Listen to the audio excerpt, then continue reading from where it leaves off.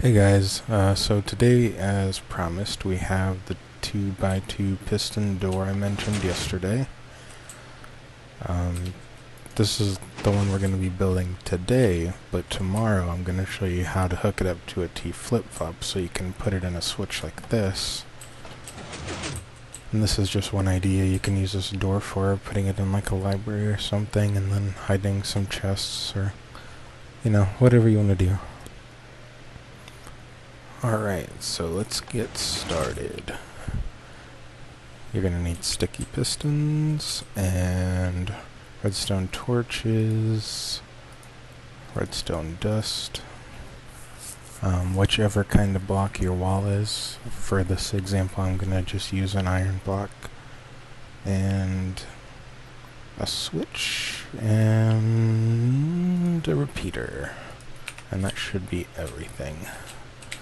Alright, so you're gonna start off by finding the wall you want and just knock out a 2x2 doorway, and then leave one block, and then have 4 pistons like that on each side. Then you're gonna need 2 more pistons like this on each side, so you're gonna have something like that.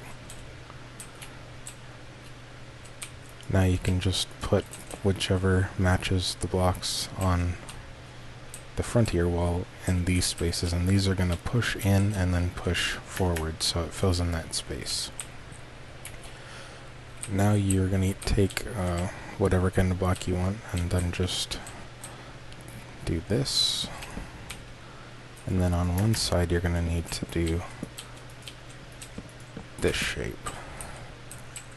Now it's good in my experience just to use whichever kind of block you're going to use for the ceiling for this part, so you don't have to switch back and forth. You'll notice in a second why. So from above it should look something like this. Now we're going to put our repeaters down, and then we're going to knock those back 4 on each side, so it's the longest delay.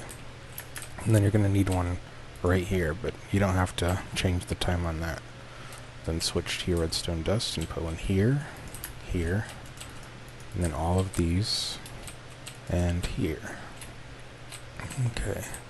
Now you're going to need to dig a little trench back here. That looks like that. So 4 that go down 2 blocks, and then 1 down on each end. Then we're going to lay our redstone dust here, and you'll see why we dug that down in a minute. Then we take our torches and put them on each side like that, and now it's pushed them in and out so it's flush with the wall. And now the only thing we have left to do is hook up our switch. So for this, you could put the switch over here, but you don't want the switch redstone to interact with any of the other redstone here, so it needs to be a little ways away, unfortunately, but it's not too bad if you just put it like on a wall over on the side or something, or you can hide it somewhere else in your house. So now we need to figure out where we put this at. And usually I just knock the blocks out on either side.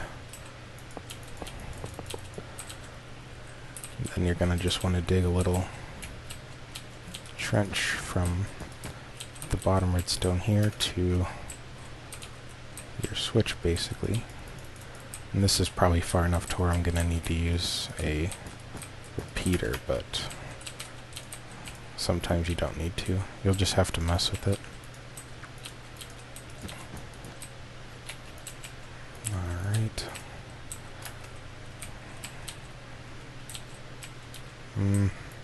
Maybe it'll reach that. We'll find out. Okay, let's try it. Alright. So that's that. Then to cover this up, just put your blocks in this middle path here. Don't go further than that because you'll cut off the signal and then your door won't work right. So you can see the ceiling here, this is where we put the redstone. So if you were to have made it out of a different block than you wanted your ceiling to be, you would have had to destroy these blocks and replace the redstone. So you can just fill this in. And then for your walls, you can just go like that. And you can build your room on the other side of the hallway, and that's it. And you can just hide these all over your house or base or whatever. Hide some chest, enchantment table, whatever you want to do. And yeah, now you have a pretty sweet door that's hidden, and you can hide the switch behind a fireplace or just somewhere entirely different in your house. Hopefully that wasn't too hard to understand. And thanks for watching.